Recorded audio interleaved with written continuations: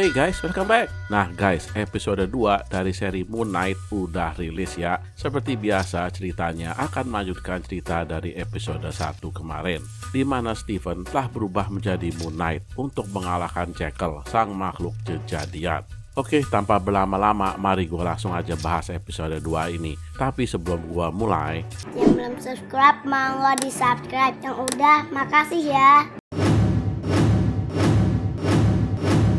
di awal cerita kita ditunjukkan dengan Stephen yang bangun tidur karena baru aja mimpi buruk. Ya jelaslah guys, wong dia baru ngabisin Jekyll.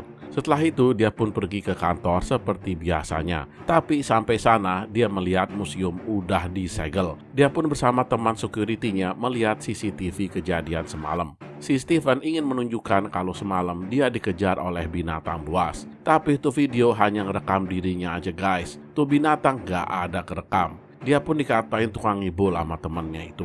Atas kejadian semalam, bagian HR akhirnya memecat Stephen dari kerjaannya. Dan dia dianjurkan untuk pergi terapi karena ada yang gak beres sama mentalnya. Setelah itu si Stephen kembali curhat sama patung yang kemarin. Gak ada lagi tempat dia curhat guys. BTW guys, tuh patung ternyata bukan patung asli ya.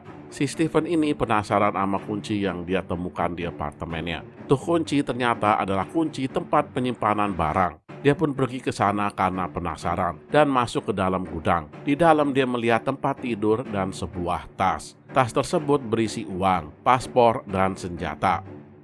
Dan bukan hanya itu guys, ada sebuah benda Mesir kuno yang pernah dia pegang waktu dalam mimpinya.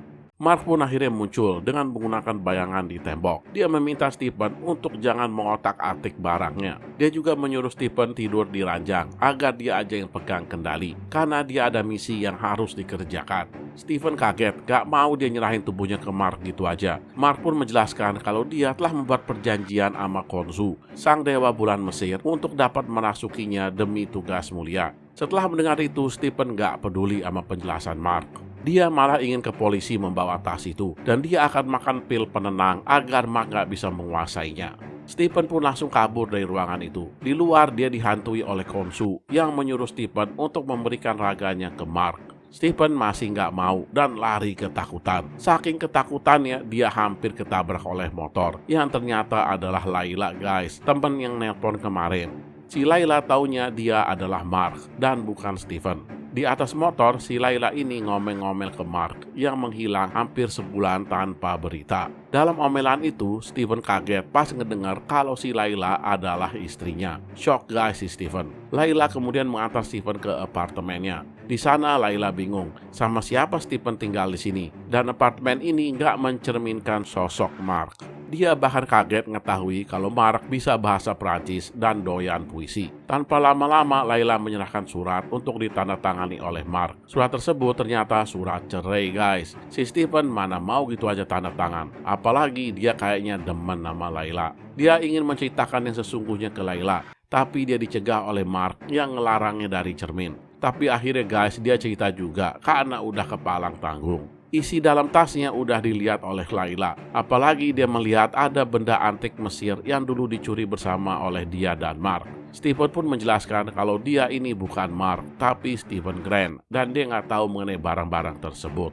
Belum selesai bicara, pintu diketok oleh polisi. Kedua polisi pun masuk ke dalam apartemen dan menggeledah. Untung aja Layla udah kabur dari jendela. Polisi kemudian menemukan paspor Mark di dalam tas dan dikira dia punya paspor palsu. Ya udah diborgollah dia ke kantor polisi.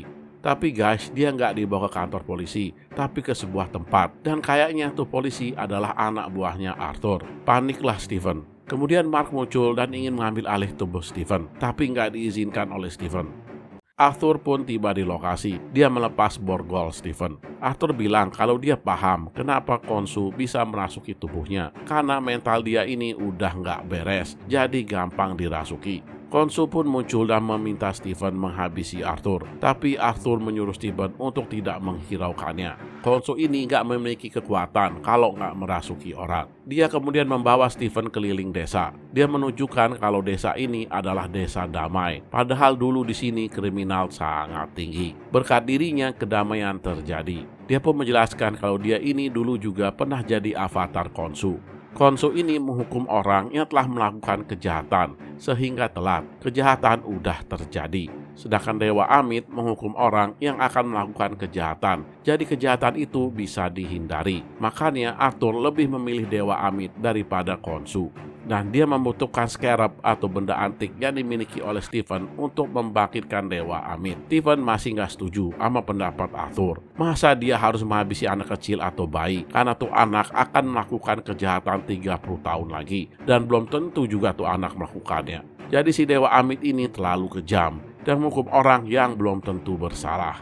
Arthur tetap memaksa Stephen dan nanya di mana scarab itu berada. Stephen ngotot kalau bukan di dia dan dia nggak tahu di mana. Lagi tegang-tegang gitu guys, Layla muncul dengan scarab. Dia menyerahkan ke Stephen dan menyuruh Stephen memanggil kostumnya. Bingung Stephen mendengar itu. Mereka berdua pun langsung kabur. Arthur langsung memakai tongkatnya dan menggunakan kekuatan gaibnya untuk memanggil binatang Jekyll. Stephen kaget melihat Layla yang ternyata bisa berantem juga. Mereka berdua bersembunyi di sebuah ruangan. Si Layla menyuruh Stephen untuk mengingat kalau dirinya adalah Mark dan cepetan pakai kostumnya. Stephen masih mikir karena itu akan membuat Mark mengambil alih bodinya. Waktu udah kepepet, binatang kejadian lagi ngedobrak pintu. Stephen masih nggak mau.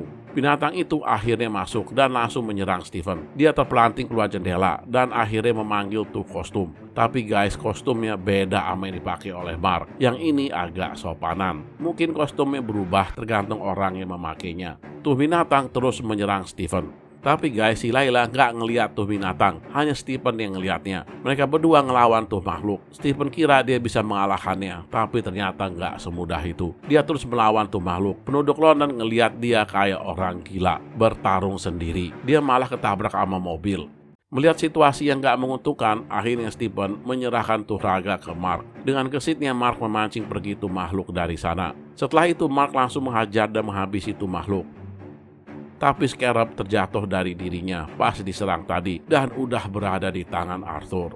Karena Mark udah mengambil alih body Stephen, kini Stephen yang muncul di cermin. Dia ingin ambil alih lagi raganya, tapi nggak bisa karena udah dikuasai oleh Mark. Mark ngotot kalau dia mau lunasin dulu utangnya ke Khonshu, baru dia pergi untuk selamanya. Mereka berdua malah bertengkar dan Mark mengacukan cermin Stephen. Khonshu pun muncul dan ngomel-ngomel ke Mark karena Stephen mengacau. Mark bilang kalau dia akan tetap melaksanakan janjinya dan akan ke makam Amis duluan sebelum Arthur. Ya udah, Khonshu langsung membawa dia ke tempat lain, yaitu Mesir. Di sini berarti letak makam Amis berada ya guys. Ya begitu deh akhir cerita dari episode 2 ini. Cukup seru ya ceritanya. Apalagi di mana Mark bilang ke Stephen kalau tanpa bantuan Khonshu mereka berdua udah nggak ada di dunia ini. Gokil. Baiklah guys, jangan lupa tonton kelanjutan kisah Moonlight hanya di Filosofi Film ya. Dan dukung kami dengan klik subscribe, like, and share. Thank you for watching and see you on my next video. Jangan lupa tonton video kita yang lain ya guys. Dan jangan lupa klik subscribe. See you.